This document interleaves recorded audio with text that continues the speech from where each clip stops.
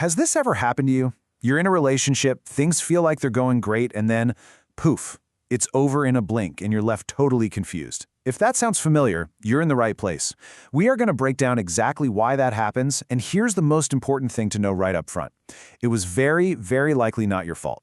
Let's get into it. It's a uniquely painful kind of whiplash, isn't it? One minute, you feel like you're building something real and amazing, and the next, they've just pulled away, leaving you questioning absolutely everything.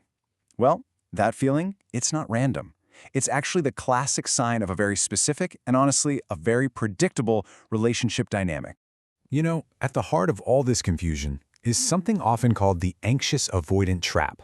Basically, one person needs closeness to feel secure, while for the other person, that very same closeness feels threatening. As this quote from the book Attached puts it so perfectly, these opposite needs create this painful push-pull cycle. So let's dive into the first core reason they pull away. All right, reason number one is a deep-seated fear of something called engulfment. And here's the real paradox. For somebody with an avoidant attachment style, the very intimacy that you crave feels like a threat to their survival. So what does that even mean? Well, think of it like this. What feels like safety and connection to you can literally feel like a cage to them. They start to equate deep intimacy with a total loss of their independence, their control, and even their very sense of self. It's not that they don't want love. It's that their brain is wired to see real closeness as a danger to their autonomy. And this slide just nails that core conflict perfectly. You're seeing the relationship progress, and it feels wonderful, right? You're thinking, yes, we're getting closer. But from their perspective, as that intimacy deepens, all their internal alarm bells are just screaming, I'm trapped, I need to get out of here. This huge difference in how you both see the same situation is why the breakup so often feels like it comes completely out of nowhere. Looking at these signs, you might start recognizing things you saw but couldn't quite put your finger on. Did they seem to feel suffocated when you talked about the future? Did they kind of frame your totally normal need for connection as you being needy? For an avoidant, true independence is often the ultimate goal, and a partnership can feel like a serious threat to that. So how does this fear turn into action?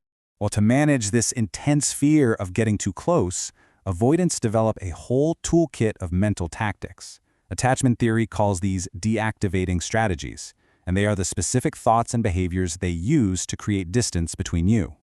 Essentially, these are subconscious defense mechanisms. Their whole job is to push you away and turn down the volume on their own natural need for attachment. It's really just a way to maintain control and keep intimacy at a safe arm's length, even when a part of them really does want to connect. And this is the cycle in action. Let's say you have a wonderful, intimate weekend together. That closeness triggers their fear of engulfment. So bam, they deploy a deactivating strategy. Maybe they go quiet for a few days, or they start a fight over something totally small. And the result? Emotional distance is restored, and they feel safe again. Do any of these sound a little too familiar? Suddenly, the way you chew your food becomes the most annoying thing in the entire world. Or they start talking constantly about an ex. They pick fights, they avoid physical touch, or you just feel them mentally check out in the middle of a conversation. These aren't random acts. They are targeted tools, even if they're subconscious, used to create space. Let's talk about the phantom ex for just a second, because it's one of the most confusing and hurtful ones. By idealizing a past relationship, they create this impossible standard that you can never, ever meet.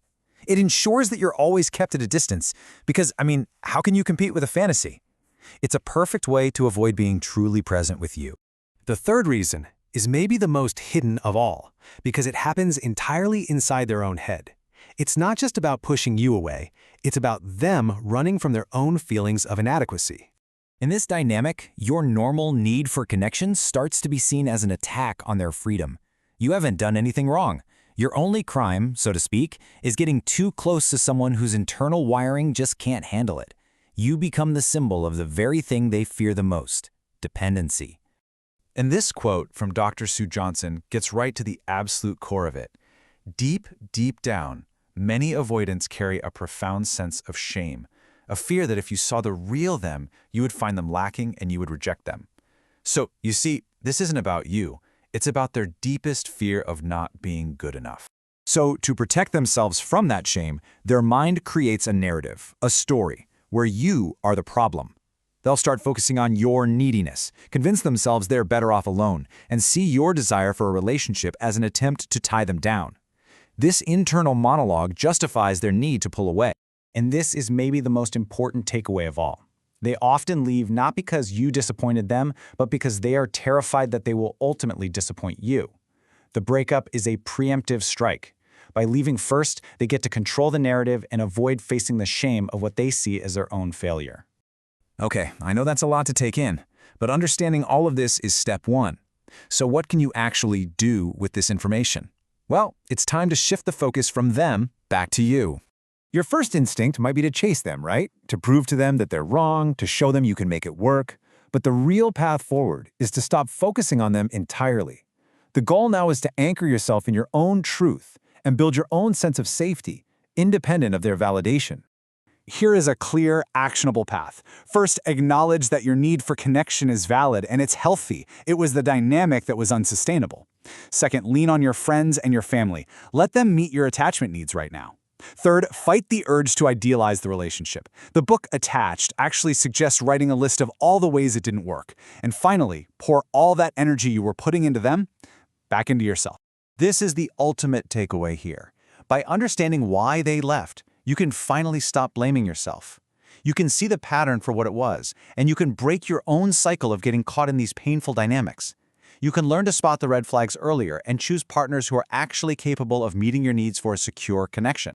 This knowledge is power. It offers clarity, and it frees you from the confusion of the breakup. So the final question, it isn't about them anymore. It's about you. Now that you understand their why, you get to decide your what's next.